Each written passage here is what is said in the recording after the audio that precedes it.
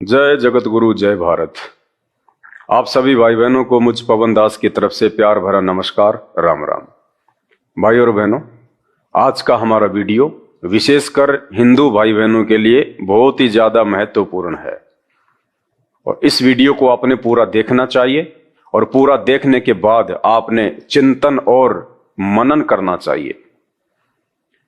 एक तरफ तो हम कहते हैं कि हिंदू धर्म सबसे पुराना धर्म है, सनातन धर्म सबसे पुराना धर्म है और हमारे जो धर्मशास्त्र हैं, गीता जी हैं, वेद, कुरान, पुराण, उपनिषद, मनु स्मृति, हम दुहाई देते हैं कि हमारे जो धर्म ग्रंथ हैं, शास्त्र हैं, वो सबसे पुराने हैं। उसके बावजूद भी आज हमारा हिंदू धर्म दुनिया में तीसरे नंबर पे क्यों है? हमारी संस्कृति सबसे पुरानी है, हमारे धर्मशास्त्र सबसे पहले लिखे गए, उसके बावजूद हमारा धर्म तीसरे नंबर पे क्यों? आपने रीजन जानना चाहिए। धर्मगुरु आपको रीजन नहीं बताएंगे। धर्मगुरुओं ने यदि आपको रीजन बता दिया, कारण बता दिया हिंदू धर्म के पूरे विश्व में तीसरे नंबर पे होने का, तो उनका जो रोजगार है वो उनके हाथ से चला जाएगा। और उनका रोजगार क्या है? इन्हीं धर्मशास्त्रों की आड़ में, गीता जी की आड़ में, भागवत की आड़ में, वेदों की आड़ में, पुराणों की आड़ में अपने और अपने परिवार का पेट पालन। तो हमारे धर्मगुरु आपको वास्तविक कारण नहीं बताएंगे कि हिंदू धर्म आज तीसरे नंबर पर क्यों है, जबकि हमारी संस्कृति सबसे पुरानी, हमारे धर्मशास्त्र सबसे पुराने। आज पूरे विश्व में ईसाई धर्म सबसे पहले नंबर पे है। पूरी दुनिया की 31% पॉपुलेशन आज ईसाई धर्म को मानती है, जबकि बाइबल तो 2000 साल पहले लिखी गई है। ईसा मसीह तो लगभग 2500 वर्ष के आसपास आए थे, फिर भी आज ईसाई धर्म दुनिया का सबसे टॉप धर्म। दूसरे नंबर पे इस्लाम धर्म का नंबर आता है, जबकि मोहम्मद साहब तो 1400 या 1500 साल पहले आए थे। ये कुरान शरीफ ये 1400 या 1500 वर्ष पहले लिखी गई है और फिर भी वो धर्म दुनिया के दूसरे नंबर पे है। 24% लोग पूरी दुनिया के इस्लाम को मानते हैं और तीसरे नंबर पे वो धर्म जिस धर्म की पुस्तकें सबसे पहले लिखी गई, जिस धर्म की सभ्यता और संस्कृति सबसे पुरानी, फिर भी आज पूरी दुनिया में मात्र 14% लोग हिंदू हैं। केवल 14%। बड़े शर्म की बात है, डूब के मरने की बात है। ये कारण आपको धर्मगुरुओं ने नहीं बताया।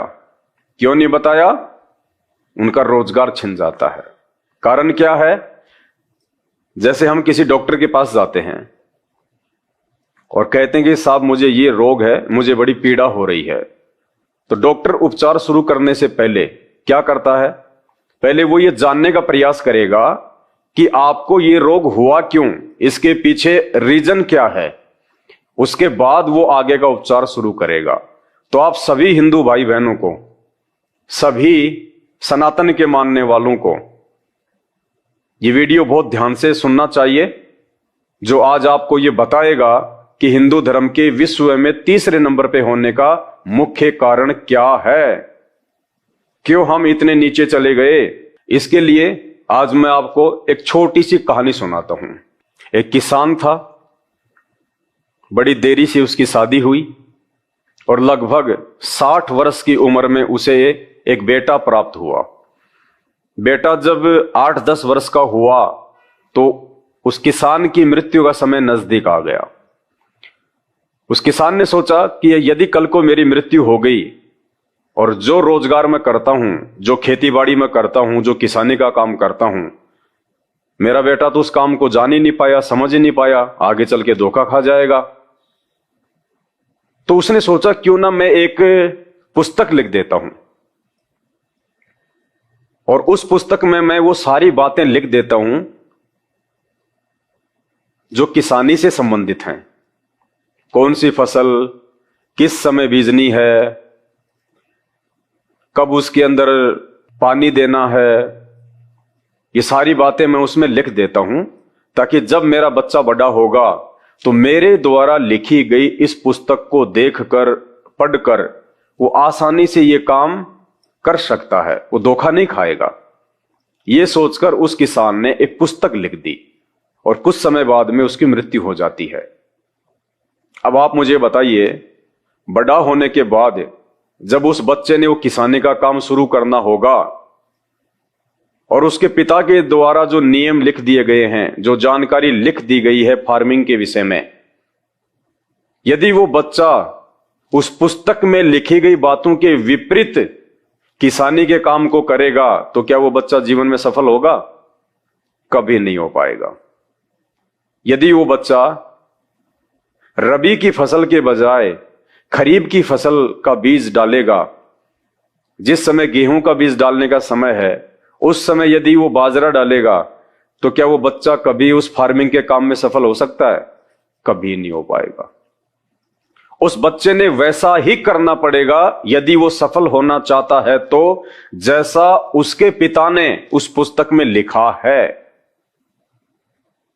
अन्यथा वो बच्चा जिंदगी में कभी भी किसानी के काम में सफलता प्राप्त नहीं कर सकता और अच्छी फसल ना होने के चलते वो बच्चा दिन ब दिन निर्धन होता चला जाएगा। भाई और बहनों, यही कारण है हिंदू धर्म के तीसरे नंबर पे होने का। जिन्हें हम अपना बाप मानते हैं, जिन्हें हम अपना भगवान मानते हैं, अपना इष्ट मानते हैं, किसे? श्री कृष्ण जी को। कौन से क्षेत्र का? आध्यात्मिक क्षेत्र का। उस हमारे बाप ने, उस हमारे पिता ने, उस हमारे इष्ट ने ये सोचकर कि आगे चल के भक्ति मार्ग में मेरे बच्चे धोखा ना खा जाएं, ये हिंदू धर्म तीसरे नंबर पे ना आ जाए, उसके लिए उन्होंने धर्म और धार्मिकता से संबंधित कि कौन से कर्म करने चाहिए, कौन से कर्म नहीं करने चाहिए, कौन से भगवान की पूजा करनी चाहिए, कौन से भगवान की पूजा करने से नुकसान होगा, ये सारी बातें श्री कृष्ण जी ने गीता जी के अंदर लिख के आप और हमारे लिए छोड़ दी कि जब मेरी मृत्यु हो जाएगी उसके बाद में मेरे वंशज, मेरे भारत देश के निवासी, मेरे बच्चे इस पुस्तक को पढ़ेंगे और फिर वो इस पुस्तक के अनुसार अपनी धार्मिक क्रियाओं को ठीक करेंगे, तो वो भक्ति मार्ग में सफल हो जाएंगे, अन्यथा वो धोखा खाएंगे। तो भाई और बहनों, अगर भक्ति मार्ग में हमें सफल होना है, वास्तव में यदि हमने 84 लाख योनियों के संकट से बाहर निकलना है, यदि हमने नरक की आग से बचना है, तो हमने भगवान के द्वारा लिखी गई इस पुस्तक को आधार बनाना पड़ेगा। क्योंकि ये गीता जी, ये वेद, ये पुराण, ये सब भक्ति का आधार है। यदि इन पुस्तकों से बाहर हमें कोई भक्ति का मार्ग बताता है कि तुम राधे राधे श्याम जपो, हरे रामा हरे हरे, हरे कृष्णा हरे हरे, तुम ये नारियल फोड़ दो, तुम ये पतासे बांट दो, तुम ये पीपल के पेड़ के धागा बांध दो, तुम ये पैदल यात्रा कर लो, तुम ये कावड़ ले आओ, तुम ये व्रत कर लो, यदि ये सारी की सारी क्रिया जिन्हें आज हम इन धर्मगुरुओं के कहने पे कर रहे हैं, यदि ये क्रियाएं हमारी गीता जी में नहीं है, हमारे धर्म शास्त्रों में उनका कहीं कोई वर्णन नहीं है, उल्लेख नहीं है, तो भाई और बहनों, हम कभी भी उस किसान के बेटे की तरह भक्ति मार्ग में सफल नहीं हो पाएंगे।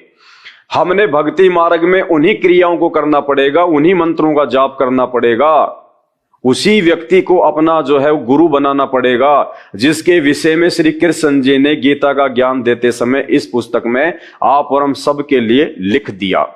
और जिस समय ये गीता जी का ज्ञान बोला गया था, उस समय ना कोई हिंदू था, ना कोई मुसलमान था, ना कोई सिख था, ना ईसाई था, ना जैन था, ना बौद्ध था। तो ये गीता जी का ज्ञान संपूर्ण मानव जाति के लिए है। ये मुसलमानों के लिए भी है, ये हिंदुओं के लिए भी है, सिखों के लिए भी है। तो आज हम जानने का प्रयास करेंगे कि श्री कृष्ण जी ने भक्ति मार्ग के विषय में गीता जी में क्या बोला है। बहुत ही शॉर्ट में बताऊंगा, और कहते हैं समझदार को संकेत ही काफी होता है, बाकी भैंस के आगे चाहे कितना बीन बजा लो उससे कोई फायदा नहीं है। ये आप देख रहे हैं श्रीमद् भागवत गीता, गीता प्रेस गोरखपुर से ये प्रकाशित है, और हम इसके अध्याय नंबर 18 श्लोक नंबर 62 में चलेंगे कि भगवान हमें क्या दिशा निर्देश दे रहे हैं भक्ति और भगवान के विषय में। तो अब हम इस पुस्तक के अध्याय नंबर 18 और श्लोक नंबर 62 को खोलेंगे कि भगवान आप और हमें भक्ति मार्ग के विषय में क्या दिशा निर्देश दे रहे हैं। भाई और बहनों, एक बात और अच्छे से कान खोल के सुन लीजिए। आज ईसाई धर्म के विश्व में सबसे ऊपर होने का मुख्य कारण क्या है पता है? ईसाई धर्म में केवल एक ही परमात्मा को माना जाता है, केवल एक ही परमेश्वर की पूजा की जाती है, ईसा मसीह की। दूसरे नंबर पर इस्लाम धर्म के होने का मुख्य कारण क्या है पता है? इस्लाम धर्म में केवल एक अल्लाह की इबादत की जाती है, केवल एक ही परमात्मा की। उनकी पुस्तक भी एक ही है, उनका भगवान भी एक ही है, बाइबल भी एक ही है तो उनका भगवान भी एक ही है, ईसा मसीह। इस्लाम में उनकी पुस्तक भी एक ही है, कुरान, तो उनका अल्लाह भी एक ही है। लेकिन हमारे यहां पे पुस्तकें इतनी है चाहो तो मकान भर जाए, और देवता इतने हैं कि भाई साहब 52 डब्बों की ट्रेन भी छोटी पड़ जाए। इसलिए हम लोग तीसरे नंबर पे हैं, क्योंकि आज तक हमारे धर्म गुरुओं ने, ऋषि मुनियों ने, जो लाखों की संख्या में फैले हुए हैं, आज तक इन्होंने हमें यह बताया ही नहीं कि एक परमात्मा कौन है, एक भगवान कौन है, एक अल्लाह कौन है, उसका नाम क्या है, किस एक परमात्मा की भक्ति करनी चाहिए, सबसे बड़ा भगवान कौन है। इसलिए हम लोग भक्ति मार्ग में सबसे ज्यादा नीचे हैं, और यही कारण है आज हिंदू धर्म के तीसरे नंबर पे होने का। और यदि समय रहते हम लोग आज नहीं जागे, और इसी प्रकार से यदि हम 33 करोड़ देवी देवताओं की पूजा पाठ में लगे रहे, रास्ते में किसी ने काले पत्थर को सिंदूर से लाल कर दिया, वहां भी हम लोग सिर झुका के 10 का नोट फेंक के आके निकल जाते हैं, ये भक्ति नहीं है। आज आपने जागना पड़ेगा, समझना पड़ेगा। ये इतनी मोटी पुस्तकें, ये श्रीमद् भागवत गीता, ये 700 श्लोक भगवान ने क्यों बोले? मनोरंजन के लिए नहीं बोले, हमें भक्ति और भगवान से संबंधित संपूर्ण जानकारी देने के लिए। और आज भी यदि हम इन धर्मशास्त्रों को खोल के नहीं देखेंगे तो धिक्कार है ये मानव जन्म प्राप्त करने का, जो 84 लाख योनियां भोगने के बाद केवल एक बार मिलता है, परमात्मा की पहचान करके उसकी भक्ति करके सदा सदा के लिए 84 लाख योनियों से बाहर निकलने के लिए। तो जिस प्रकार वो किसान का बेटा अपने बाप के द्वारा लिखी गई फार्मिंग के विषय में उस पुस्तक को नहीं पढ़ेगा, और उस पुस्तक में जो लिखा गया है उसके अनुसार यदि वो फार्मिंग नहीं करेगा, वो बच्चा कभी जिंदगी में सफल नहीं हो सकता। ठीक इसी प्रकार श्री कृष्ण जी ने, भगवान ने जो पुस्तक लिखी है, जो इन्होंने ज्ञान दिया है गीता जी का, यदि हम उनके अनुसार भक्ति क्रिया नहीं करेंगे, और किसी भी ऐरे गहरे नत्थु बहरे छोटे मोटे बाबा जी ने, गुरु जी ने, धर्मगुरु ने, शंकराचार्य ने, 1000 की 8 की उपाधि लेके बैठे संत महंतों ने हमें जो भी भक्ति मार्ग का पाठ पढ़ा दिया, मनमाना उसको हम फॉलो करते हुए जा रहे हैं, तो कहां से भक्ति बनेगी, कहां से भगवान मिलेगा? तो क्या कहा श्री कृष्ण जी ने? गीता जी अध्याय नंबर 18 को ध्यान से पढ़िए।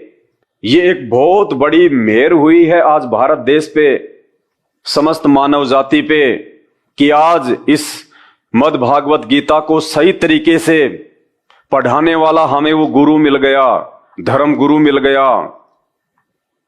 तो आगे का हम वीडियो शुरू करें उससे पहले उस धर्म गुरु की वंदना करेंगे, उनका जयकारा लगाएंगे। परमपिता परमात्मा, सारी सृष्टि के रचनहार, कुल मालिक, असंख्य ब्रह्मांडों के स्वामी, जगत गुरु, तीनों लोकों में प्रवेश करके सबका पालन पोषण करने वाले राजाधिराज, आत्माधार, नाथों के नाथ, देवों के देव महादेव, सर्वेश्वर महेश्वर, मृत्युंजय, अजरो अमर, आदि अनादि सनातनी प्रभु, जगत पिता जगदीश्वर, 1008 की उपाधि के वास्तविक अधिकारी अकाल मूर्त शब्द स्वरूपी राम प्रथम पूजे, परम संत, परम पुरुष, परम दयालु, परम धनी, हक्का कबीर, सत्य कबीर, वासुदेव, सर्वगतम ब्रह्म, अल्लाह अकबर, अल्लाह ताला, जगत का तारणहार, जगत का मुक्तिदाता, संत शिरोमणि सतगुरु रामपाल जी भगवान के चरण कमल में आप और हम सभी भाई बहनों का अनंत कोटि दंडवत प्रणाम। अब हम चलते हैं वीडियो की तरफ कि महाभारत के युद्ध में श्री कृष्ण जी ने जो गीता जी का ज्ञान दिया, वो ज्ञान उन्होंने हमारे टाइम पास के लिए नहीं दिया, हमारे किसी मनोरंजन के लिए नहीं दिया, या घर में किसी की मृत्यु हो जाए तो उसके बाद में 2 दिन का पाठ करने के लिए नहीं दिया। ये उन्होंने इसलिए दिया है ताकि जब हमें मानव जीवन प्राप्त हो, ये मानव शरीर प्राप्त हो जो बड़े भाग्य से मिलता है, ये सबसे अनमोल योनि है, 84 लाख योनियां भोगने के बाद मिलती है, और इस योनि को प्राप्त करके वापस हम 84 लाख योनियों में ना जाएं, उसके लिए भगवान ने गीता का ज्ञान दिया। तो भगवान हमें क्या कह रहे हैं भक्ति और भगवान के विषय में, भक्ति मार्ग के विषय में? यदि हमने उनके द्वारा बताई गई बातों को फॉलो नहीं किया तो चाहे आप कितना गीता जी का पाठ करिए, कितना आप दान धर्म कीजिए, कितना बड़ा आपका जो है वो गुरु हो, आप भी अंत में नरक में जाओगे और आपका गुरु भी नरक में जाएगा, कोई बचाने वाला नहीं है। यदि हमने भगवान के अनुसार बताई गई भक्ति मार्ग की इन क्रियाओं को नहीं अपनाया तो आपके सामने है श्रीमद् भागवत गीता, गीता प्रेस गोरखपुर से ये प्रकाशित है, और इसका ये 18वां अध्याय है। और 18वां अध्याय इसका क्या बोल रहा है? तम एव शरणम गच्छ सर्व भावेन भारत तत्प्रसादात प्राम शांतिमम स्थानम प्राप्सी शाश्वतम। क्या कह रहा है ये अध्याय?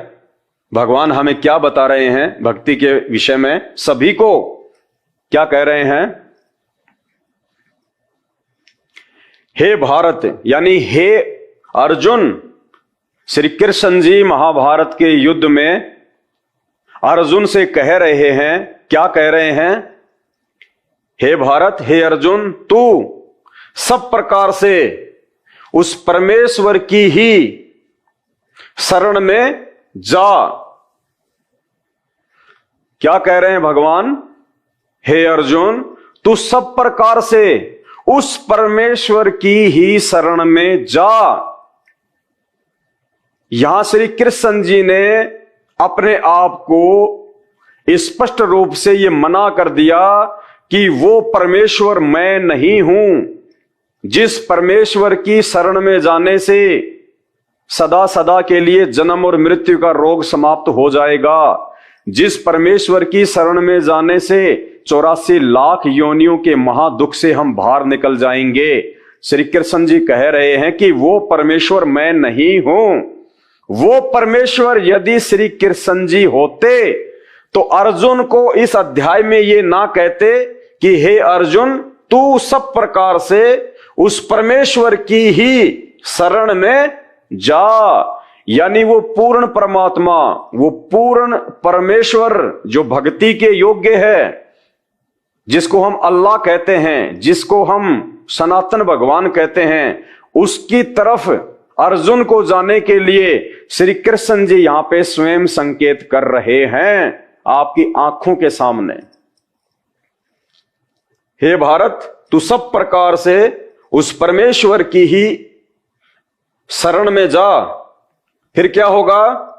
उस परमात्मा की कृपा से ही तू उस परमात्मा की अपने से अन्य को कह रहे हैं श्री कृष्ण जी, खुद को परमात्मा नहीं बता रहे, अपने से अलग किसी और परमात्मा की तरफ संकेत कर रहे हैं। और क्या कह रहे हैं? उस परमात्मा की कृपा से ही तू परम शांति को तथा सनातन परम धाम को प्राप्त होगा। हे अर्जुन, उस परमात्मा की दया से ही तू परम शांति को और सनातन परम धाम, सनातन यानी सदा रहने वाला, परम यानी सबसे ऊपर वाला, और धाम यानी लोक की, हे अर्जुन तू सब प्रकार से उस एक परमेश्वर की शरण में जा। यानी वो एक परमेश्वर श्री कृष्ण जी नहीं हैं। श्री कृष्ण जी अगर वो एक परमेश्वर होते तो अर्जुन को ये कह देते कि मैं तेरे सामने खड़ा हूं, वो परमात्मा आ जा मेरी शरण में। लेकिन यहां श्री कृष्ण जी अर्जुन को किसी और परमात्मा की तरफ संकेत कर रहे हैं कि जब तक तू उसकी शरण में नहीं जाएगा तब तक ना तो तू कभी शांति को प्राप्त होगा और ना ही तू कभी उस परम धाम को प्राप्त कर पाएगा जिस परम धाम में जाने के बाद में फिर जीव कभी लौटकर वापस संसार में नहीं आता, जन्म और मरण में नहीं आता, गधा और कुत्ता बनने के लिए वापस नहीं आता। तो भाई और बहनों, ये गीता अध्याय नंबर 18 श्लोक नंबर 62। आप सभी भाई बहन शिक्षित हैं, अनपढ़ नहीं हैं। और ये शास्त्र इसीलिए आज दिए हैं परमात्मा ने आप और हमको सभी भाषाओं में। और इन शास्त्रों को पढ़ने के लिए जो ज्ञान चाहिए, जो शिक्षा चाहिए, वो भी परमात्मा ने हमारे को इन 50 वर्षों में ही दी है, क्योंकि ये भक्ति का युग है।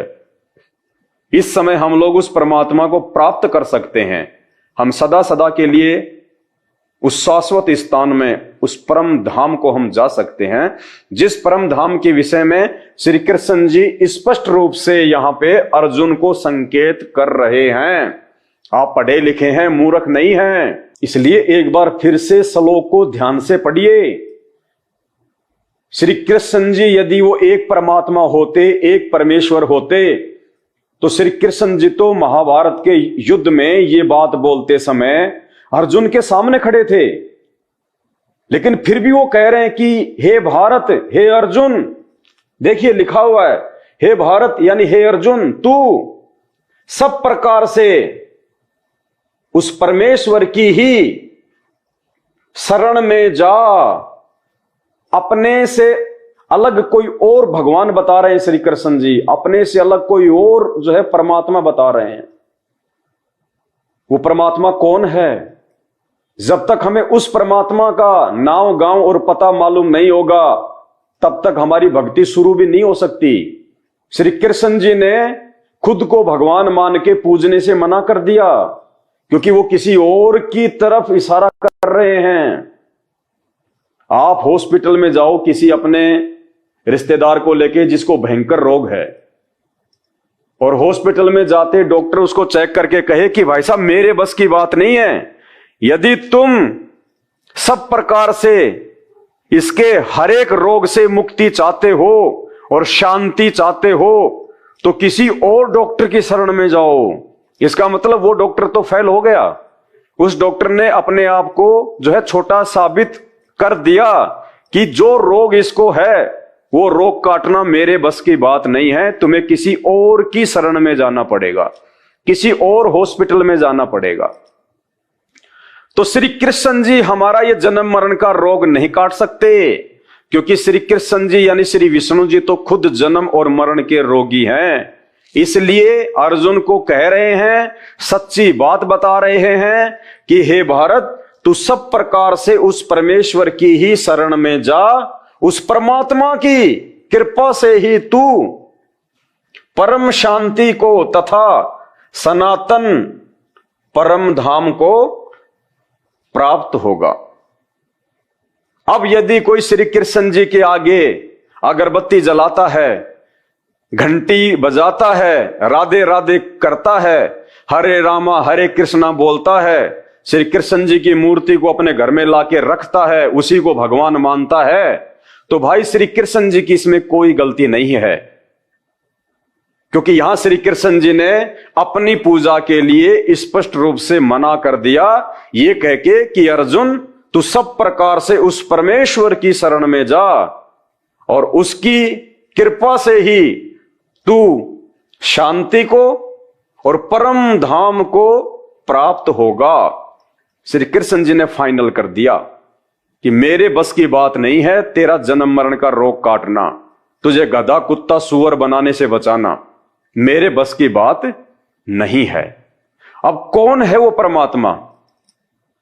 जब श्री कृष्ण जी ने अगर ये बात बताई है तो समाधान भी श्री कृष्ण जी बताएंगे कि फिर वो एक भगवान कौन है, क्योंकि अर्जुन को तो मालूम ही नहीं है।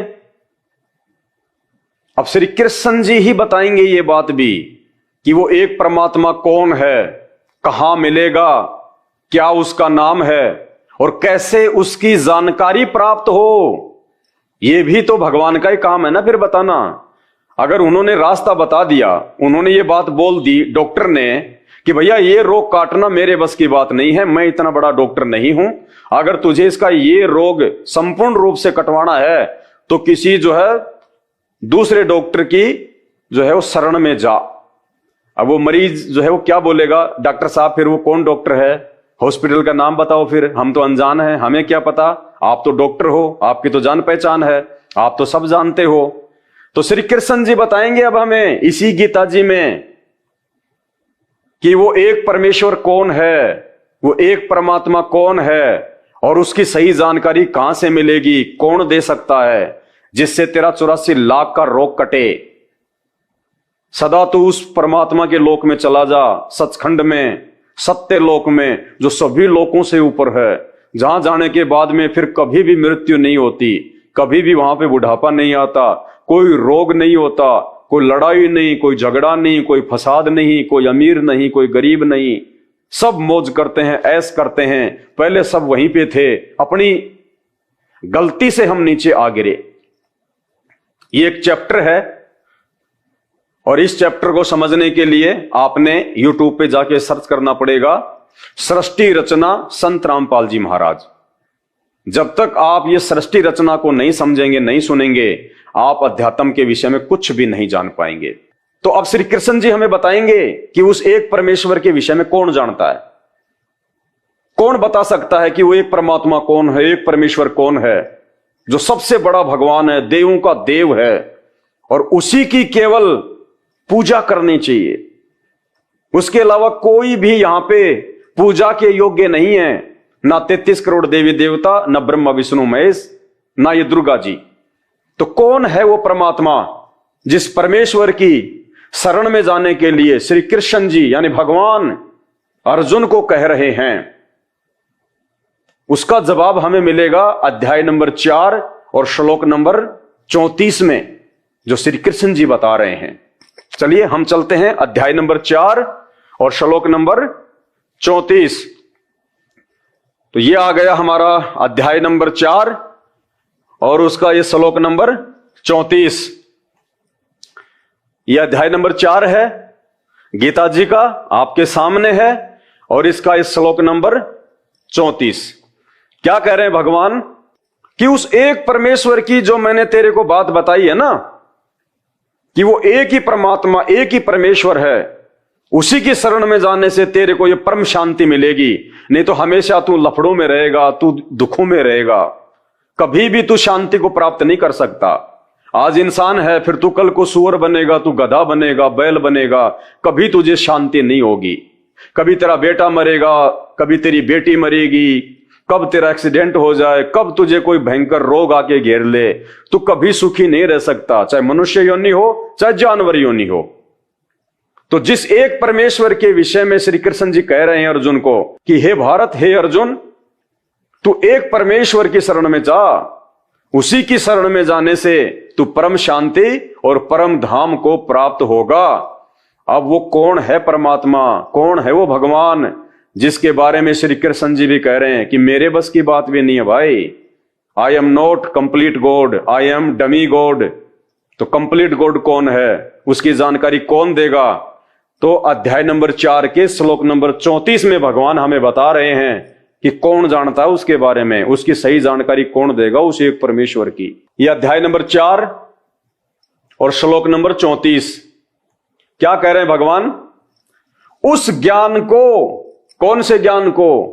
उस भगवान के विषय में, उस ज्ञान को कि वो एक परमात्मा कौन है, उस ज्ञान को तू तत्वदर्शी ज्ञानियों के पास जाकर समझ। क्या कह रहे हैं भगवान कि हे अर्जुन, उस ज्ञान को जो एक परमात्मा की जानकारी बताएगा, वास्तव में कौन से भगवान की भक्ति करनी चाहिए, सबसे बड़ा देव कौन है जिसकी पूजा 33 करोड़ देवी देवता भी करते हैं, वो एक परमात्मा, एक परमेश्वर कौन है, उसकी जानकारी तुझे कौन देगा? उस ज्ञान को तू तत्वदर्शी ज्ञानियों के पास जाकर समझ। हे अर्जुन, वो ज्ञान मुझे नहीं है। भगवान कह रहे हैं गीता का ज्ञान देते समय कि अर्जुन, वो ज्ञान मुझे भी नहीं है। अगर श्री कृष्ण जी के पास में वो ज्ञान होता तो श्री कृष्ण जी अर्जुन को ये बात कभी नहीं कहते कि उस ज्ञान को समझने के लिए तू तत्वदर्शी ज्ञानियों के पास जाकर समझ। यानी श्री कृष्ण जी को भी उस एक परमात्मा की जानकारी नहीं है। श्री कृष्ण जी ने ऑप्शन दे दिया अर्जुन को कि अगर तुझे उस एक परमात्मा के बारे में जानना है, जिसकी पूजा, जिसकी भक्ति करने से हमारा जन्म मरण का रोग समाप्त होगा और हम सदा सदा के लिए उस परम धाम को प्राप्त हो जाएंगे, उसकी जानकारी कौन देगा? तत्वदर्शी संत। उस ज्ञान को तू तत्वदर्शी ज्ञानियों के पास जाकर समझ। अगर श्री कृष्ण जी के पास में वो ज्ञान होता तो वही बोल देता अर्जुन को तुरंत। लेकिन श्री कृष्ण जी को भी उस एक परमेश्वर की जानकारी नहीं थी, इसलिए श्री कृष्ण ने ऑप्शन दे दिया कि उस एक परमेश्वर की जानकारी के लिए तू उस ज्ञान को तत्वदर्शी ज्ञानियों के पास जाकर समझ। उनको भली भांति दंडवत प्रणाम करने से, उनकी सेवा करने से और कपट छोड़कर सरलता पूर्वक प्रश्न करने से वे परमात्म तत्व को भली भांति जानने वाले ज्ञानी महात्मा तुझे उस तत्व ज्ञान का उपदेश करेंगे। यानी हे अर्जुन, यदि तुझे उस एक परमात्मा की जानकारी प्राप्त करनी है कि सबसे बड़ा भगवान कौन है, वो एक अल्लाह कौन है, जिसने ये पूरी दुनिया बनाई है, सृष्टि बनाई है, हमको भी बनाया है, आपको भी बनाया है, ब्रह्मा विष्णु महेश को भी बनाया है, दुर्गा को भी उसी ने पैदा किया है, ये चांद तारे सूरज धरती आकाश पाताल जीव जंतु सब उसी ने बनाए हैं।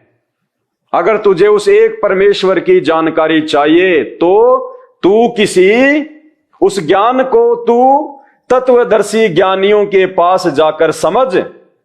उनको भली भांति दंडवत प्रणाम करने से, उनकी सेवा करने से और कपट छोड़कर सरलता पूर्वक प्रश्न करने से वे कौन? वो तत्वदर्शी संत परमात्म तत्व को भली भांति जानने वाले ज्ञानी महात्मा तुझे उस तत्व ज्ञान का उपदेश करेंगे। और भाइयों और बहनों, वो तत्वदर्शी संत जिसके विषय में गीता जी में श्री कृष्ण जी कह रहे हैं, वो तत्वदर्शी संत आज इस धरती पे प्रकट है। ये आप और हमारा सौभाग्य है, ये गोल्डन चांस है यहां से निकलने का, 84 लाख योनियों से बाहर निकलने का, सदा सदा के लिए उस परम शांति और उस परम धाम को प्राप्त करने का। वो तत्वदर्शी संत आज धरती पे संत रामपाल जी के रूप में है। भाइयों और बहनों, हाथ कंगन को आरसी क्या, पढ़े लिखे को फारसी क्या, ये हिंदुओं का सर्वश्रेष्ठ ग्रंथ है। और इस ग्रंथ में जब खुद गीता का ज्ञान देने वाला भगवान ये कह रहा है कि अर्जुन, अगर तुझे उस एक परमेश्वर की जानकारी प्राप्त करनी है, जिसकी शरण में जाने के बाद तू हर प्रकार से शांति को प्राप्त करेगा, उस प्रातम सनातन धाम को प्राप्त करेगा, जहां जाने के बाद जीव कभी वापस लौट के नहीं आता, यानी 84 में धक्के नहीं खाता। उस एक परमेश्वर की जानकारी यदि तुझे प्राप्त करनी है और उसकी भक्ति करके यदि तुझे सदा सदा के लिए यहां से निकलना है, इन दुखों से, इन परेशानियों से, तो उसकी जानकारी अध्याय नंबर 4 श्लोक नंबर 34 में कह रहे हैं कि तू उस ज्ञान को तू तत्वदर्शी ज्ञानियों के पास जाकर समझ। और वो तत्वदर्शी संत, वो तत्वदर्शी ज्ञानी जो आज उस एक परमेश्वर की जानकारी बता रहा है सन 1994 से, इस धरती पर एकमात्र वो तत्वदर्शी संत, वो ज्ञानी महात्मा संत रामपाल जी हैं। ये स्वयं ही वो परमेश्वर है और स्वयं ही ये तत्वदर्शी संत की भूमिका निभा रहे हैं। अब इससे ज्यादा खुल्लम खुल्ला और भगवान क्या बताएंगे? ये बात आज 5000 साल से ऊपर हो गया गीता जी को लिखे हुए, हमारे इन नकली और पाखंडी धर्म गुरुओं ने आज तक नहीं बताई। ये बात भी उस तत्वदर्शी संत ने ही आके बताई। ये संत रामपाल जी ने ही ये गीता जी खोल के दिखाया और बताया कि भाई तुम्हारे भगवान क्या कह रहे हैं, श्री कृष्ण जी क्या कह रहे हैं और तुम क्या कर रहे हो। श्री कृष्ण जी तो कह रहे हैं कि मेरे पास में वो ज्ञान नहीं है, अगर होता तो वो दे देते उसी समय। तत्वदर्शी संत के बारे में क्यों बोलते? और खुद ही यदि वो भगवान होते, जो भगवान जन्म और मरण को समाप्त कर दे, जो 84 लाख योनियों के दुख से आत्मा को बाहर निकाल दे, तो अध्याय 18 के श्लोक नंबर 62 में श्री कृष्ण जी ये कभी नहीं कहते कि अर्जुन उस एक परमेश्वर की तू शरण में जा। अगर वो ही भगवान होते, वो ही परमेश्वर होते, तो कह देते मैं खड़ा तेरे सामने वो एक परमेश्वर। लेकिन नहीं, उन्होंने क्या कहा कि मैं नहीं हूं, उस एक परमेश्वर की शरण में जा, और वो परमेश्वर की जानकारी वो तत्वदर्शी संत बताएगा और कोई नहीं बता सकता। यदि आपने इस हिसाब से अपनी भक्ति शुरू नहीं की, यदि आपने सबसे पहले उस तत्वदर्शी संत के सत्संग सुन के निर्णय करके फिर उनसे नाम उपदेश लेके और उनके द्वारा बताई गई वो भक्ति यदि आपने नहीं की, तो आप जिंदगी में 84 लाख योनियों के दुख से बाहर नहीं निकल सकते। क्योंकि श्री कृष्ण जी ने सबसे उत्तम ज्ञान दे दिया, और श्री कृष्ण जी के बताए अनुसार यदि हम नहीं करेंगे तो हम तो भगवान की उल्लंघना कर रहे हैं। हमें तो श्री कृष्ण जी वाला लाभ भी नहीं मिलेगा, क्योंकि हम तो श्री कृष्ण जी की बात को भी काट रहे हैं, और हम तो मनमुखी होके श्री कृष्ण जी को ही पूजने लग गए, ब्रह्मा विष्णु महेश को ही पूजने लग गए, 33 करोड़ देवी देवताओं को पूजने लग गए, भैरव भूतों की पूजा करने लग गए, माई मसाणी की पूजा करने लग गए। फिर तो गीता जी क्या करें? फिर हम इसका गीता जी के अनुसार तो हम चल ही नहीं रहे। श्री कृष्ण जी हमें क्या कह रहे हैं और हम क्या कर रहे हैं? राधे राधे श्याम मिला दे, राधे राधे श्याम मिला दे, हरे रामा हरे कृष्णा, हरे रामा हरे कृष्णा। अरे राधे कहां से श्याम मिला देगी? वो श्याम, वो श्री कृष्ण जी तो खुद कह रहा है कि मेरे पास में कुछ नहीं है, तू उस एक परमात्मा की शरण में जा, और उस परमात्मा की जानकारी तुझे वो तत्वदर्शी संत देगा, मेरे पास भी नहीं है। तो भाइयों, कैसे ये हिंदू धर्म दुनिया का नंबर 1 धर्म बन जाएगा? कैसे वो सनातनी संस्कृति वापस आ जाएगी? कैसे ये देश विश्व गुरु बन जाएगा? विचार करो इन बातों पे। और फिर क्या बताएगा वो तत्वदर्शी संत? कौन सा ज्ञान बताएगा वो तत्वदर्शी संत? उस तत्वदर्शी संत की भी क्या पहचान होगी? वो नकली है या वो असली है? उस तत्वदर्शी संत की पहचान भी भगवान ने गीता जी में बताई है। यदि उस तत्वदर्शी संत की भी तुझे पहचान करनी है, तो गीता जी अध्याय नंबर 15 श्लोक नंबर 1 क्या कह रहा है? क्या करेगा वो तत्वदर्शी संत? वो कैसे अपने जो है वो ज्ञान को बताएगा? ये देखिए, ये गीता जी अध्याय नंबर 15 और ये श्लोक नंबर 1। भगवान के बताए अनुसार जब हम उस तत्वदर्शी संत की खोज हम कर लेंगे, और भैया खोज करने की जरूरत नहीं है, आपको तो खोज करने की भी जरूरत नहीं है, आपको तो सीधा सीधा उसका एड्रेस बताया जा रहा है। संत रामपाल जी महाराज, उस तत्वदर्शी संत की क्या पहचान बताई संत रामपाल जी की श्री कृष्ण जी ने? देखिए, ऊर्ध्व मूलम अधः शाखम अश्वत्थम प्राहु अव्ययम छंदासी यस्य प्रणानी ये तम वेद च स वेद विद। क्या पहचान होगी उसकी? वो क्या ज्ञान बताएगा?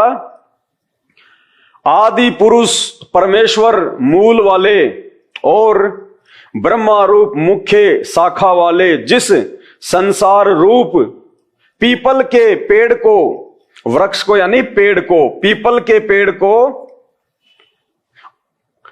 अविनाशी कहते हैं, तथा वेद जिसके पत्ते कहे गए हैं, उस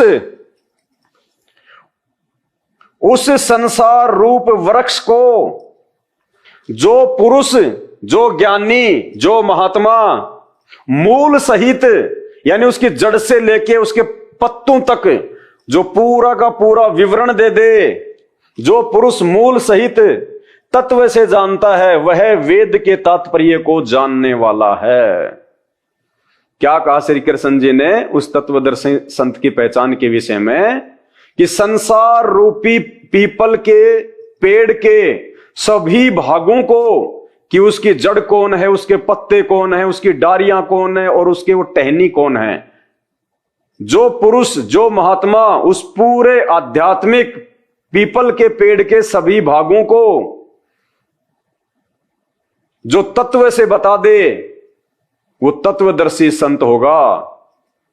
तो भाई और बहनों, उस पीपल के पेड़ का वो चित्र जो गीता जी अध्याय नंबर 15 श्लोक नंबर 1 में लिखा हुआ है, 4 युगों में यदि किसी ने सार्वजनिक तौर पे गीता जी को दिखा के टीवी चैनलों पे यदि किसी ने बताया है तो केवल संत रामपाल जी हैं, केवल संत रामपाल जी। क्योंकि गीता जी में भगवान ने अर्जुन को उस तत्वदर्शी संत की यही पहचान बताई है कि उस तत्वदर्शी संत की यही पहचान होगी जो तुझे एक परमात्मा की जानकारी देगा, जो तुझे असली भक्ति देगा, कि वो संसार रूपी पीपल के वृक्ष के सभी विभागों को सही सही बता देगा, पूरी सृष्टि रचना को बता देगा कि देव कौन है, महादेव कौन है, ब्रह्मा विष्णु महेश कौन है, आप और हम कौन हैं, और वो पूर्ण परमात्मा कौन है। तो देखिए वो पीपल का पेड़ जो संत रामपाल जी ने शास्त्रों से खोल के बताया है, उसका चित्र बना के हमें समझाने के लिए, ये देखिए भाई बहनों, गीता जी अध्याय नंबर 15 और श्लोक नंबर 1 के अनुसार भगवान ने जिस तत्वदर्शी संत की पहचान बताई है कि वो तत्वदर्शी संत होगा, वो ज्ञानी महात्मा होगा जो तुझे एक परमेश्वर की जानकारी बताएगा, जो तुझे एक भगवान की भक्ति बताएगा, और उसी के बताए अनुसार पूजा पाठ करने से, भक्ति करने से, दान पुण्य करने से तू उस परम शांति को और उस परम धाम को प्राप्त होगा। ये गीता जी का सर्वश्रेष्ठ ज्ञान है।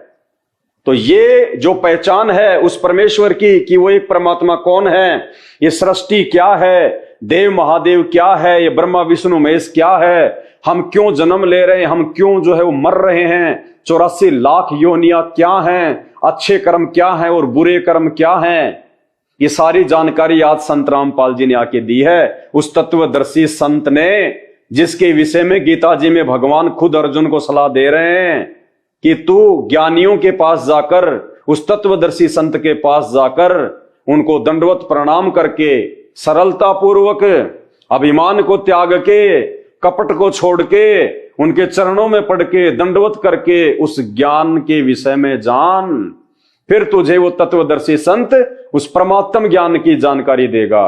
तो सन 1994 से उस तत्वदर्शी संत की भूमिका में धरती पे जिस तत्वदर्शी संत के विषय में गीता जी में भगवान बता रहे हैं, आज आपके सामने प्रकट है। दर्शकों, जगत गुरु संत रामपाल जी महाराज के अद्भुत अलौकिक सत्संग प्रवचनों ने हिंदुस्तान में ही नहीं बल्कि विश्व में एक आध्यात्मिक ज्ञान की क्रांति ला दी है। लाखों श्रद्धालुओं ने हमें इन सत्संगों के प्रसारण के लिए बधाई पत्र भेजे हैं। इसके साथ साथ कुछ श्रद्धालुओं ने कुछ शंकाएं भी हमारे को भेजी हैं। हमने उन सब श्रद्धालुओं की शंकाओं के निवारण के लिए संत रामपाल जी महाराज से भेंट की तथा महाराज जी से उन सभी शंकाओं का निवारण जाना, जिसकी जिज्ञासा हमारे दर्शकों में बनी हुई है। तो आइए अब जानते हैं परम पूज्य जगत गुरु तत्वदर्शी संत रामपाल जी महाराज से आपकी हर शंका का समाधान। महाराज जी, हमने सुना है कि आप जी श्री ब्रह्मा जी, श्री विष्णु जी, श्री शिव जी आदि देवताओं की पूजा छुड़वाते हैं, क्या ये उचित है? ब्रह्मा विष्णु महेश को हम छुड़वा सकते हैं? हम कोई बालक है? परमात्मा कबीर जी आदरणीय गरीबदास साहिब जी को सतलोक लेकर गए थे, वह सब सतीथि से परिचित करा कर, ब्रह्मा विष्णु महेश की सतीथि से परिचित करा कर वहां पे छोड़ दिया।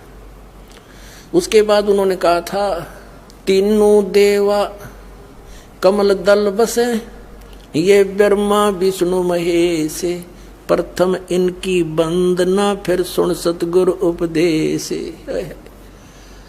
उनका था कि तीनों ब्रह्मा विष्णु ये तीनों देवा कमल दल में बसते, हमारे कमलों में, इन दलों में अंदर रहते हैं।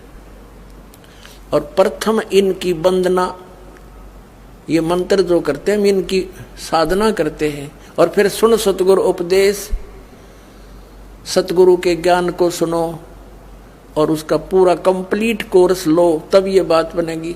अब ब्रह्मा विष्णु महेश हमारे कोई दुश्मन नहीं है। कई कहते हैं कि आपके गुरुजी तो ब्रह्मा विष्णु महेश को छुड़वाते हैं। ब्रह्मा विष्णु महेश को हम छुड़वा सकते हैं? अब जैसे ऊर्ध्व मूलम अधः शाखम, ऊपर को जड़ वाला, नीचे को तीनों गुण रूपी शाखा वाला, उल्टा लटका हुआ संसार रूपी वृक्ष है। अब इसमें क्या है? ऊपर को जड़ता पूर्ण परमात्मा, नीचे को तीनों गुण रूपी संसार रूपी वृक्ष की शाखा है। तो क्या कोई शाखा को काट देगा बुद्धिमान व्यक्ति? पेड़ की शाखा को कोई काटने की कहेगा कि इसको तो फेंक दो काट के, फिर लटका के करेंगे बाकी का हम? तो कहने का भाव ये है कि जैसे परमात्मा कहा करते कि जैसे हमने भक्ति रूपी पौधा बीजना है और हम नर्सरी से कोई पौधा लाए, कैसे बीजेंगे? उसको गड्ढा खोदेंगे और उस गड्ढे में उसको जड़ों की तरफ से दबाकर मिट्टी में, फिर उस जड़ों की मूल की सिंचाई करेंगे। तो मूल की यानी जड़ की पूजा करेंगे हम, तो वो पौधा पेड़ बनेगा, उसकी टहनियां बड़ी बड़ी हो जाएंगी, तीनों गुण रूपी शाखा। तो उन शाखाओं का फल लगेगा और फल के लिए हम सारा प्रोसेस अपना कर रहे हैं, फल प्राप्ति के लिए हम कर रहे हैं। तो हमने तोड़ने नहीं होते, हमने ऐसे करना है, अपनी way of worship according to the spiritual करना है, शास्त्रों के अनुसार करना। देखना, ये समझ लो हम एक पौधा लाए तो ये है बुद्धिमता। जड़ों को गमले में यानी मिट्टी में डाला, दबा दिया और पूजा शुरू कर दी, सिंचाई। ये जड़ कबीर परमात्मा है इस संसार रूपी वृक्ष की। अब ये हमने जड़ों को पूजना है। इन ब्रह्मा विष्णु महेश की पूजा नहीं कर, हम क्या कर रहे हैं? ऐसे कर रहे हैं। ये बता बालका वाला काम कर रखे हमने, हंसी नहीं आवे। हम ऐसी पूजा कर रहे हैं, उल्टा काम कर लिया हमने। ब्रह्मा विष्णु महेश को हम इष्ट रूप में पूज रहे हैं, गमले में ला दिए ब्रह्मा विष्णु महेश और ये पूजा कर रहे हैं। तो कोई क्या कहेगा? समझदार व्यक्ति ने घर सीधा कर ले इसने, और वो लड़े, हट जा दूर, खबरदार तूने क्या कर दिया। अब देखो जड़ छोड़ दी हमने, अब जड़ ऊपर रहेगी तो भक्ति रूपी पौधा सूख गया। ये यूजलेस है, ये शास्त्र विधि को त्याग कर शास्त्र विरुद्ध साधना है, ये उल्टा बीजा हुआ भक्ति रूपी पौधा। और हमने ऐसे करने को कहा, तो इसमें इसकी पूजा करेंगे भगवान कबीर साहब की, फिर हमारे शास्त्र अनुकूल कर्म बनेंगे। शास्त्र अनुकूल संस्कार होने से ये फल ब्रह्मा विष्णु महेश ने देना हमारे को, क्योंकि यहाँ के ये प्रधान है, इविन का फल लगेंगे। अब इसका प्रमाण देते हैं। अपने आत्माओं परमात्मा ये कहा करते, तुम साधना ठीक करो और फिर आपको लाभ होगा पूरा। अब तुम साधना कर रहे हो उनकी जो आपको कुछ दे ही नहीं सकते। अब जैसे आप किसी फैक्ट्री मालिक की नौकरी कर रहे हो, तो नौकरी उसकी कर रहे हो, आपकी हाजिरी लगकर तनख्वाह बनकर कैशियर के पास आती है, अकाउंटेंट के पास आती है। अब तनख्वाह तो देंगे अकाउंटेंट और वो कैशियर, लेकिन वो देंगे आपका वर्क डन, और वो भी उस मालिक की मजदूरी करोगे। तो यदि उस आप लागे अकाउंटेंट और कैशियर की जूते साफ करन, उसकी प्लेट धोना, वह नौकरी दी छोड़ आपने, वो खाक देंगे आपको, जो कहें भाज चाह बिना प्याओ टाइम पे।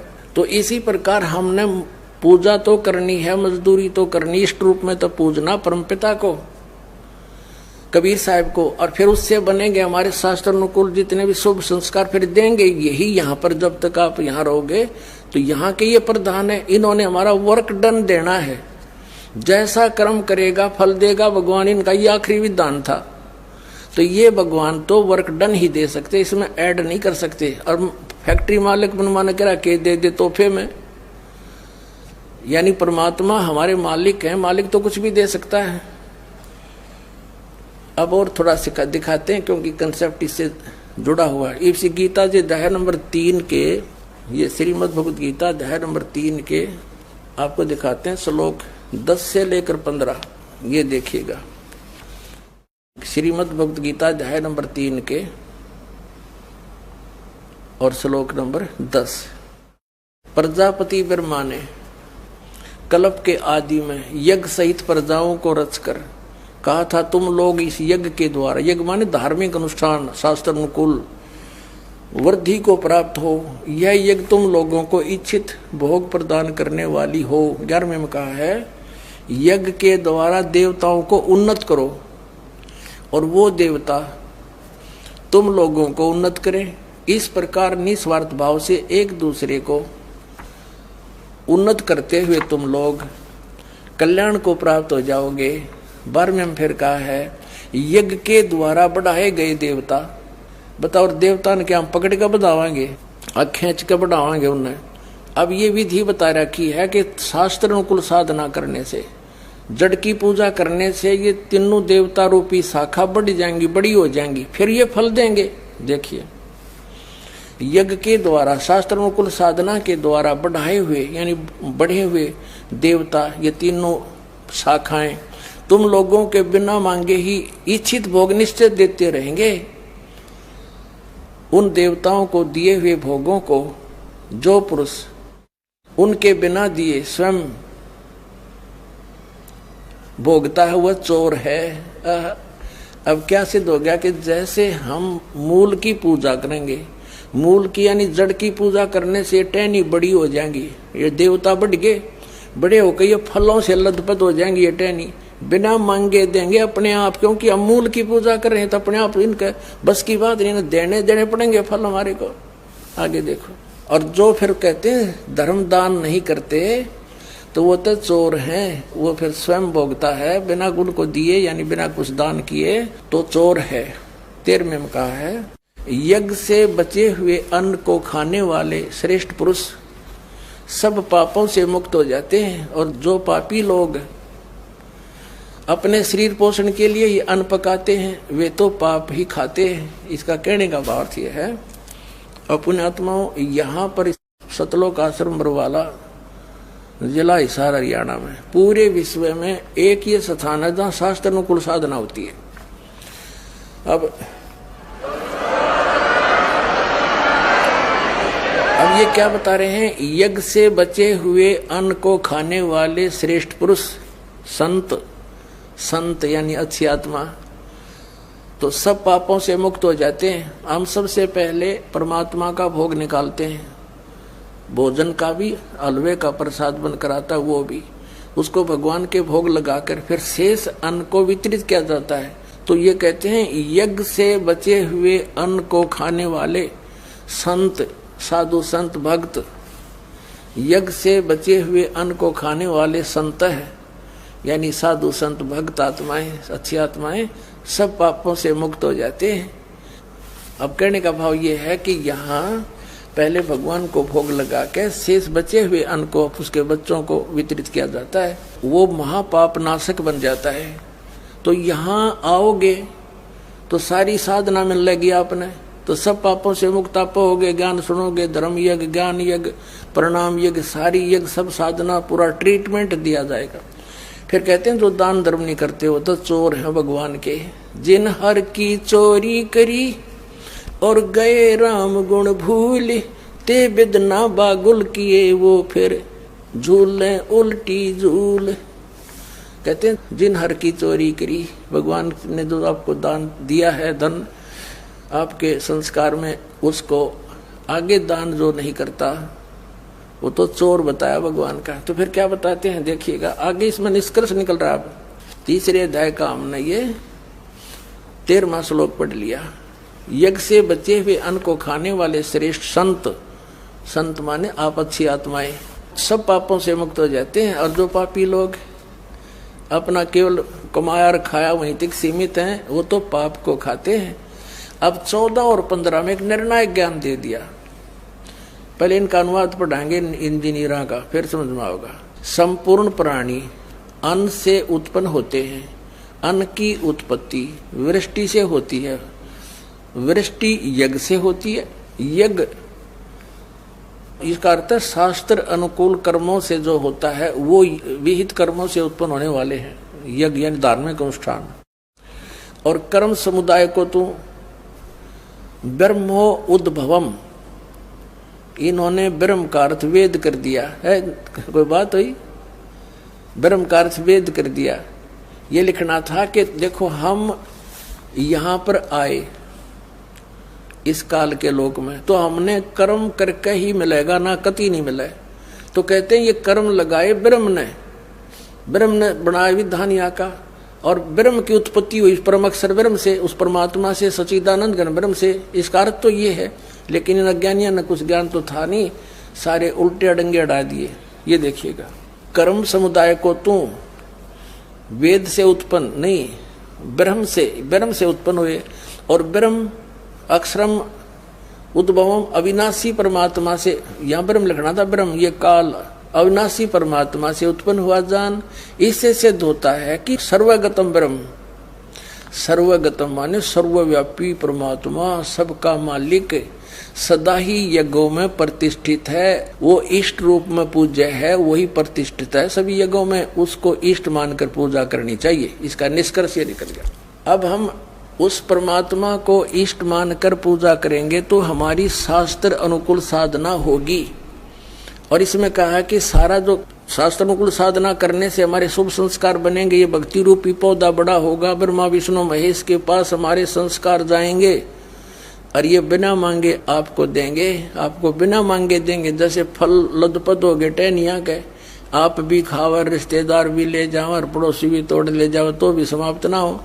तो इतना इस प्रकार हमारा ये पूरा भक्ति क्रम पूरा होता है। तो हम आपको सबसे पहले परमात्मा ने कहा है कि तीनों देवा इन कमल दलों में बसे, ये ब्रह्मा विष्णु महेश, और प्रथम इनकी वंदना, और फिर सतगुरु उपदेश।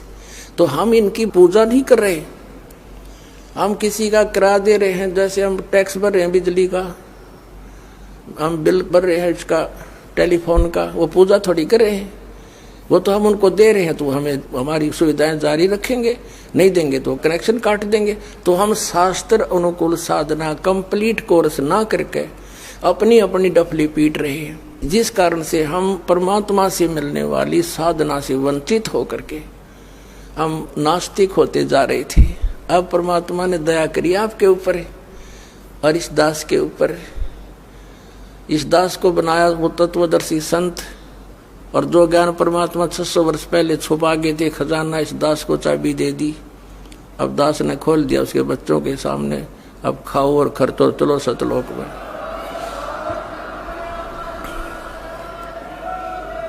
तो क्या बताया संत रामपाल जी भगवान ने? ये गीता जी अध्याय नंबर 15 और श्लोक नंबर 1 के अनुसार इन्होंने एक चित्र बना के हमारे को जो है समझाया है। जिस पेड़ का जिक्र, जिस पीपल के पेड़ का जिक्र अध्याय नंबर 15 श्लोक नंबर 1 में स्पष्ट रूप से लिखा हुआ है। आज हम क्या कर रहे हैं? संत रामपाल जी ने आके हमें क्या बताया कि क्यों तुम लोग भक्ति मार्ग में दिन ब दिन नीचे जा रहे हो। तुम सभी भगवानों की भक्ति करते हो, पूजा करते हो, फिर भी तुम्हें कोई लाभ नहीं। तुम्हारी आंखों के सामने तुम्हारे बेटा बेटी मर जाते हैं, तुम्हें कैंसर जैसा, टीबी जैसा, एड्स जैसा भयंकर रोग तुम्हारे को घेर लेता है। तुम दुखी, तुम्हारा परिवार दुखी, तुम्हारे बाल बच्चे दुखी, तुम आर्थिक स्थिति से तुम दुखी। क्यों तुम परेशान हो? जीते जी दुखी, सर्वश्रेष्ठ मानव योनि प्राप्त करने के बाद भी तुम महादुखी, और मरने के बाद फिर तुम 84 लाख योनियों में जाते हो, फिर महादुखी। तो रीजन बताया संत रामपाल जी ने कि तुम्हारी भक्ति सही नहीं है। तुमने भक्ति रूपी जो पौधा है उसको तुमने ठीक तरीके से नहीं जो है वो बीज रखा। अपने भक्ति को ठीक करो, एक भगवान की पहचान करो, फिर देखना इस भक्ति से जो लाभ मिलते हैं वो लाभ यूं चुटकियों में मिलेंगे, चुटकियों में। जो आज संत रामपाल जी के भगत प्राप्त कर रहे हैं। तो संत रामपाल जी ने हमें गीता जी अध्याय नंबर 15 श्लोक नंबर 1 के अनुसार ये पीपल के पेड़ को बना के और उसके सभी विभागों को उन्होंने समझाया है। आज हमने भक्ति रूपी जो ये पौधा है, हमने इसको जमीन में उल्टा डाल रखा है। अरे एक पेड़ होता है, हम कोई छोटा सा कोई आम का एक पौधा लेके आते हैं, उस पौधे को जमीन में हम कैसे लगाते हैं? हम उसकी जड़ को ऊपर करते हैं या फिर उसकी जड़ को हम लोग जमीन में डालते हैं? तो आप कहोगे भैया उसकी जड़ को जमीन में डालना पड़ेगा, खड्डा खोद के, और उसके बाद में उसमें पानी डालना पड़ेगा, उसमें खाद देना पड़ेगा, उसकी सुरक्षा करनी पड़ेगी, तब कहीं जाके 5-6 साल में वो आम का पेड़ बनेगा, फिर उसके पेड़ लगेंगे। बिल्कुल सही बात है। और हम लोगों ने क्या कर रखा है? भक्ति रूपी पेड़ को हमने उल्टा जमीन में गाड़ रखा है। भक्ति रूपी पेड़ की जो जड़ है, एक पेड़ होता है उसकी जड़ होती है जहां से उसको पोषण मिलता है। जड़ कौन है अध्यात्म में? भगवान, वो परमात्मा। तो हमने हमारा जो भक्ति रूपी जो पेड़ है, जो भक्ति आज हम जो कर रहे हैं, हमने वो इस प्रकार से वो पौधा लगा रखा है। हमने उसकी जड़ तो कर दी ऊपर, और उसकी जो टहनियां हैं उनको हमने जमीन में गाड़ रखा है। टहनियां कौन है? ये ब्रह्मा विष्णु महेश। ब्रह्मा विष्णु महेश भक्ति रूपी पेड़ की टहनियां हैं। और ये डार कौन है? ये इनका पिता है, काल क्षर पुरुष, ये है इनका पिता। और इस भक्ति रूपी पेड़ की जड़ क्या है? ये कबीर परमात्मा। वेद जिसके विषय में चीख रहे हैं कि वो एक परमात्मा, एक भगवान, जो मुर्दे को जिंदा कर दे, अंधे को आंख दे दे, जो कोढ़ी को काया दे दे, निर्धन को जो माया दे दे, सारे सुख दे दे, और अंत में मोक्ष कर दे, 84 लाख योनियों से बाहर निकाल दे, वो एक परमात्मा इस भक्ति रूपी पेड़ की जड़ है ये, जहां से सबको पोषण मिलता है, जो तीनों लोकों में जो प्रवेश करके सबका पालन पोषण करता है, वो जड़ रूपी ये परमात्मा है। और हमने क्या कर दिया? हम ब्रह्मा विष्णु महेश की भक्ति कर रहे हैं। ब्रह्मा विष्णु महेश से भी नीचे भैरव भूत की भक्ति कर रहे हैं। पत्थरों को पूज रहे हैं, पेड़ को पूज रहे हैं, सांप को पूज रहे हैं, घास फूस को पूज रहे हैं, जो आगे आ गया उसी को पूज लिया। तो हमने हमारे भक्ति रूपी पेड़ को सही प्रकार से जमीन में लगाना पड़ेगा। जब तक हम इस भक्ति रूपी पेड़ को सही तरीके से नहीं लगाएंगे, जो ये जड़ है, जब तक हम इस पौधे को सही करके और हम इसको सही प्रकार से जो है वो जमीन में नहीं डालेंगे, और फिर इसमें खाद बीज नहीं डालेंगे, इसके अंदर पानी नहीं डालेंगे, तब तक ये पौधा सही तरीके से परिपक्व नहीं होगा। तो फिलहाल हमने क्या कर दिया? भक्ति रूपी पेड़ को हमने जमीन में उल्टा गाड़ रखा है। यानी हमने भक्ति तो करनी चाहिए उस एक परमात्मा की, इस कबीर परमात्मा की, जिससे हमारे को सारे जो है वो सुख मिले, लेकिन हमने भक्ति किसकी शुरू कर दी? इस पेड़ की टहनियों की। हमने टहनियों को जमीन में गाड़ दिया कि अब ये पेड़ बहुत जल्दी बड़ा होगा और इसके जो है आम लगेंगे। अरे पेड़ को भैया आप टहनियों सहित अंदर डालोगे, पेड़ सूख जाएगा। तो हमने जो भक्ति है वो ब्रह्मा विष्णु महेश की नहीं करनी, हमने भक्ति करनी है जड़ रूपी इस परमात्मा की। उसके बाद देखना, जब हम इस पेड़ को हम सही तरीके से लगा देंगे जमीन में, फिर देखना ये टहनी भी फलेगी, इसके फल भी लगेंगे। यही ब्रह्मा विष्णु महेश फिर हमारे को लाभ देंगे, क्योंकि वो तत्वदर्शी संत रामपाल जी भगवान हमारे को सही प्रकार से फिर वो मंत्र देंगे इन देव देवताओं के, ब्रह्मा विष्णु महेश के। जब हम अपने भक्ति रूपी इस पौधे को संत रामपाल जी के अनुसार उनको जो है अपना गुरु धारण करके जब हम सही प्रकार से उसको जमीन में लगाएंगे, जमीन में लगाने का मतलब है जैसा हमें संत रामपाल जी इन शास्त्रों से दिखाएंगे, बताएंगे कि वो एक परमात्मा कौन है, एक भगवान कौन है, क्या उसका नाम है। जब तक हम उस एक भगवान की संत रामपाल जी को अपना गुरु बना के, और जब संत रामपाल जी हमें वो मंत्र देंगे उस अनुसार जब तक हम साधना नहीं करेंगे, हम कभी भी भक्ति मार्ग में सफल नहीं हो सकते।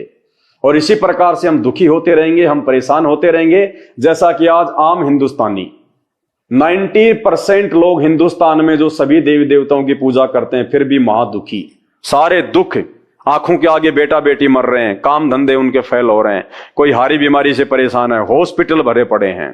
क्यों? अरे भक्ति से तो सुख होते हैं।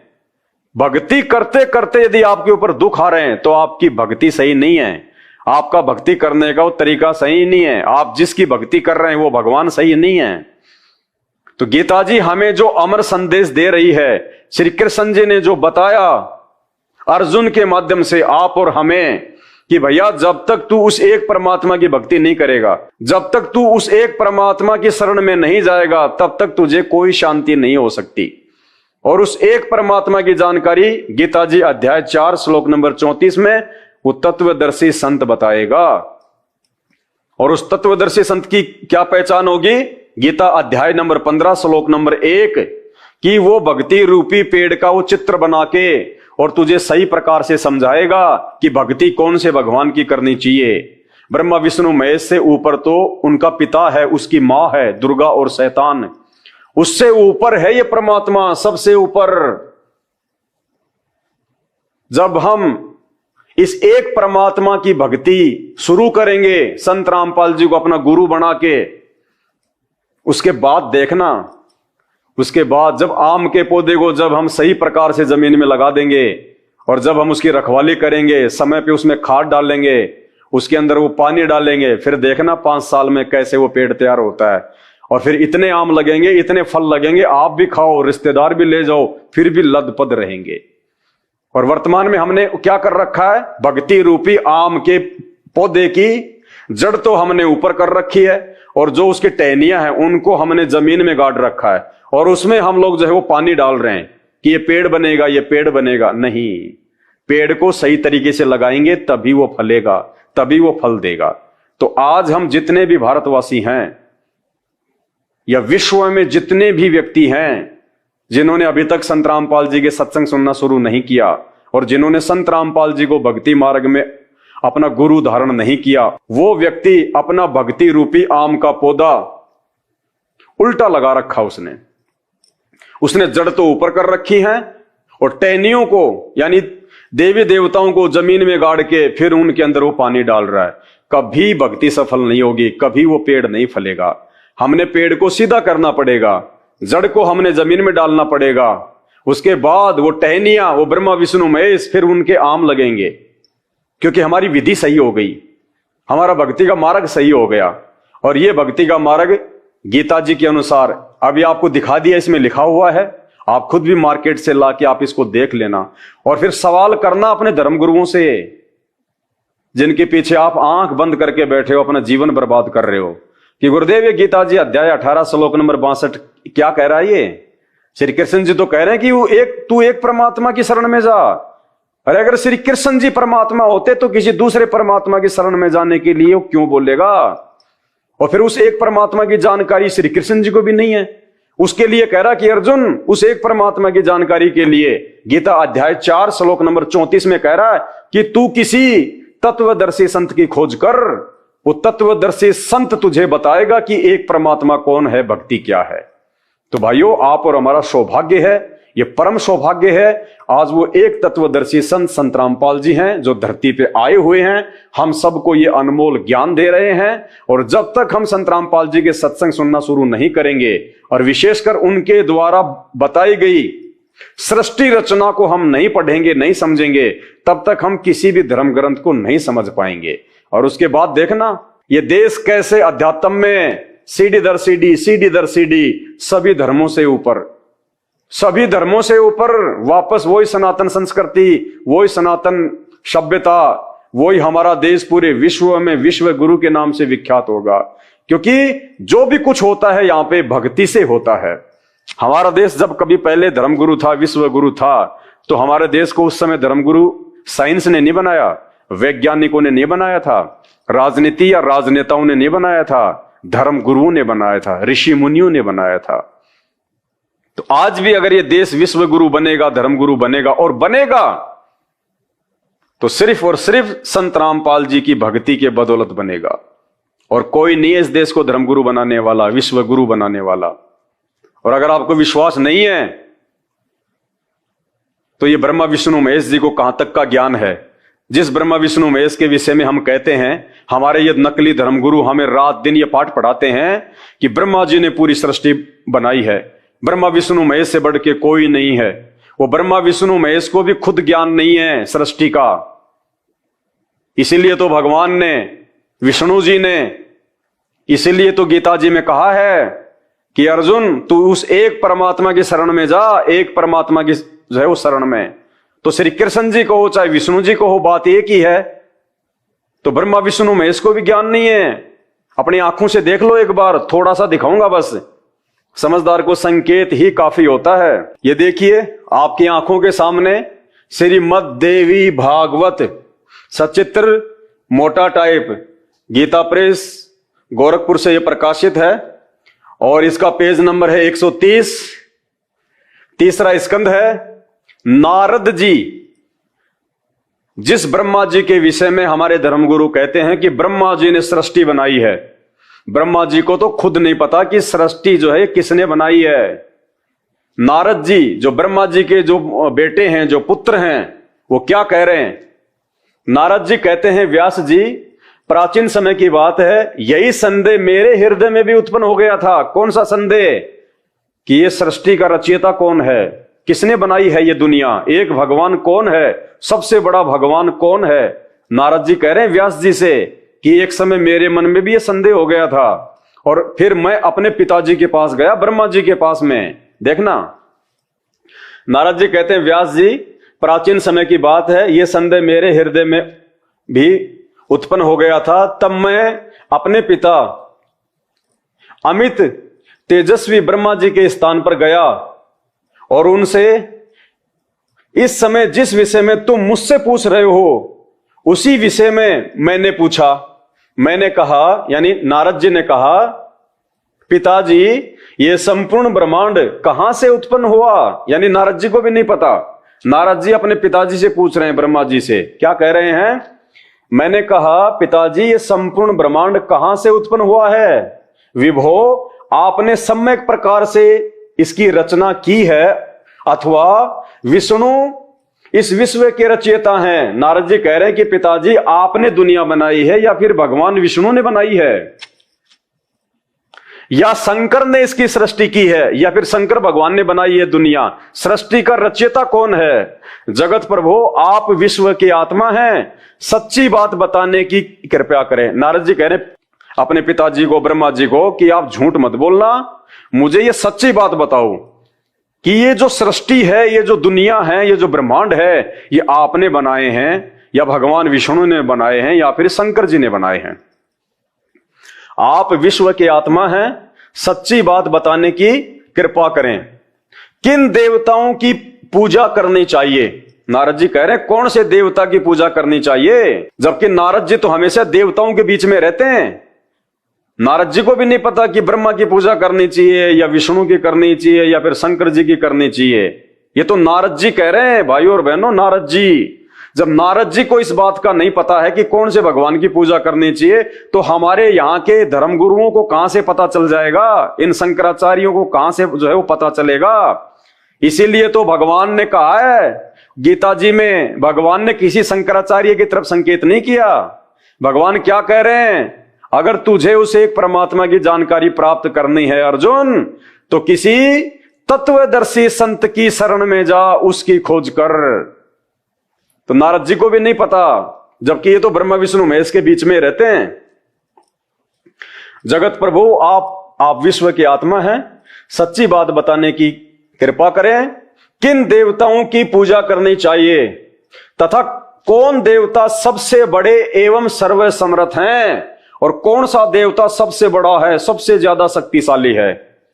निष्पाप ब्रह्मा जी इन सभी प्रश्नों का समाधान करके मेरे हृदय के संदेह को दूर करने की कृपा करें। सत्यवती नंदन व्यास जी, इस प्रकार मेरे प्रश्न करने पर लोक पितामह ब्रह्मा जी मुझसे कहने लगे, नारद जी कह रहे हैं कि हे व्यास जी, जब मैंने ये सवाल अपने पिताजी से पूछा, ब्रह्मा जी से, तो उसके बाद में ब्रह्मा जी ने मुझे क्या उत्तर दिया कि सृष्टि का रचयिता कौन है। क्या कह रहे हैं ब्रह्मा जी, आप देखना अपनी आंखों से, ब्रह्मा जी को भी ज्ञान नहीं है सृष्टि का। क्या कह रहे हैं ब्रह्मा जी? ब्रह्मा जी ने कहा, बेटा मैं इस प्रश्न का क्या उत्तर दूं, ये प्रश्न बड़ा ही जटिल है। ब्रह्मा जी कह रहे हैं, बेटा मैं क्या जवाब दूं इस सवाल का, ये तो बड़ा ही जटिल सवाल है। यानी ब्रह्मा जी को भी नहीं पता। जिस ब्रह्मा जी को हम सृष्टि का रचयिता मान रहे हैं अपनी मूर्खता के चलते, अज्ञानता के चलते, जैसा हमारे नकली धर्मगुरु ने हमें कह दिया वैसा ही हमने मान लिया, क्योंकि हम धर्मशास्त्रों से अपरिचित। आज उस तत्वदर्शी संत ने आके ये श्लोक बताए। आज से पहले नकली धर्मगुरु ने हमारे को ये श्लोक नहीं पढ़ाए। इन श्लोकों का क्या अर्थ है वो नहीं बताया, बस खाली इनका पाठ कर लिया, दान दक्षिणा ले ली, हम अपने घर वो अपने आश्रम में। तभी तो गधे कुत्ते सूअर बन रहे हैं हमारे पूर्वज, हम उनके श्राद्ध निकाल रहे हैं। वो भूत योनि में जो है वो पड़े हुए हैं, श्राद्ध उनके निकाले जाते हैं जो भूत योनि में होते हैं। तो क्या कह रहे हैं ब्रह्मा जी, मुझे भी नहीं पता। बेटा नारद, ये तो बड़ा ही जटिल सवाल है, इसका मैं क्या जवाब दूं। अगर जवाब होता, ब्रह्मा जी को अगर इस बात का पता होता कि सबसे बड़ा भगवान कौन है, सबसे शक्तिशाली देवता कौन है, कौन से देवता की पूजा करनी चाहिए और ये सृष्टि की रचना किसने की है, तो ब्रह्मा जी ये नहीं कहते कि बेटा ये तो बड़ा ही टेढ़ा सवाल है, मैं क्या जवाब दूं। यानी ब्रह्मा जी को भी नहीं पता। ब्रह्मा जी ने कहा, बेटा मैं इस प्रश्न का क्या उत्तर दूं, यह प्रश्न बड़ा ही जटिल है। महाभाग, तुम भगवान विष्णु से इसका समुचित समाधान पा सकते हो। ब्रह्मा जी ने टाल दी आफत, कहा बेटा तू भगवान विष्णु के पास जा, वो तुझे इसका सही जवाब जो है वो बताएगा। और भगवान विष्णु तो गीता जी का ज्ञान दे रहा है। भगवान विष्णु कौन? श्री कृष्ण जी। और श्री कृष्ण जी अर्जुन से कह रहे हैं कि मेरे को तो नहीं पता भाई उस एक परमात्मा का। वो तो कह रहे हैं तू एक परमेश्वर की शरण में जा, और फिर कह रहे हैं कि उस एक परमेश्वर की जानकारी तुझे वो तत्वदर्शी संत बताएगा। भाइयों, वो तत्वदर्शी संत आज धरती पे संत रामपाल जी हैं। संत रामपाल जी, इन बातों को मजाक में लोगे, अंत में रोओगे खून के आंसू।